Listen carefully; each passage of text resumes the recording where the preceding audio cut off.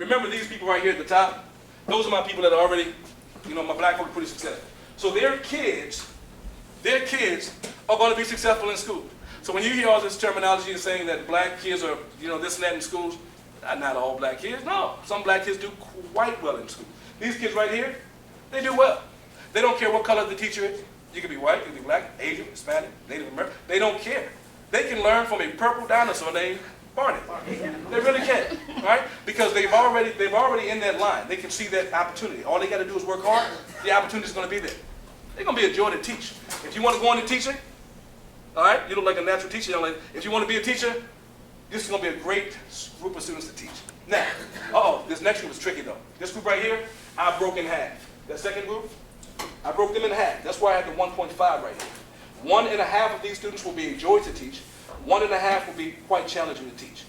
This group right here, these are the kids of my strugglers and my strainers. And my strugglers and my strainers send mixed messages to their kids. They tell their kids they show their kids that working hard does not equal economic prosperity. You see, what I forgot to mention on my other slide was that the strugglers and strainers get pearls too, but they don't grab their own. They get their pearls from the people who grab their own. And so the people who grab their own don't give their biggest pearls away. They give their smaller pearls. And so the strugglers and strainers usually work very hard, but they don't have a whole bunch to show for it at the end of the month. And so the children see that and they equate that to hard work, not equaling economic prosperity. So when I get one of these kids in my school, then I say, hey, listen, you need to read 8 passages on an SOL test and answer the questions to it. And those passages have to do with cocoons and butterflies, things that are not even relevant to them. It's very hard to get them to do that because they're saying that as hard work, and it is hard work. So how can they tie hard work to success if it's not happening? Some of y'all look at me real funny and say, how can you say hard work doesn't equal success? You're an educator. I figured this out when I was 9 years old. If hard work equaled economic prosperity, my parents would have been rich. How many of you have ever met a sharecropper who was down in Mississippi, picked 300 to 450 pounds of cotton a day, who was rich? Did he not work hard? Hard work doesn't equal economic opportunity. Hard work plus opportunity equals economic prosperity. The opportunity has to be there. I heard you say something about that. The opportunity has to be there.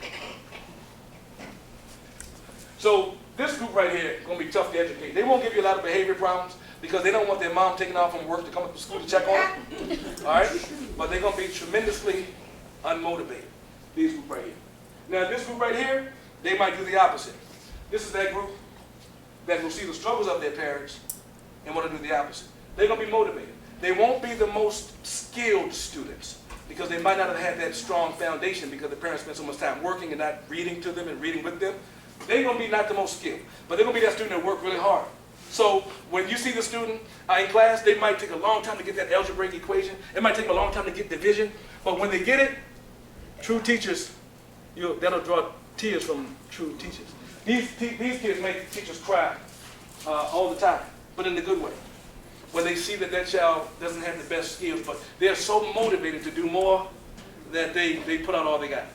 You see, those will make, other kids make teachers cry in a bad way. Let's talk about those guys. This group right here is very challenging, and they're the most challenging to deal with. Not every teacher can teach these kids. You can't be regular. No, you can't just go to college and learn about Bloom's taxonomy. You can't just go and learn about Howard Gardner's multiple intelligences and all those different integrated learning styles and things like that. You can go and learn about that stuff, but it won't help you. It takes special teachers to deal with these students.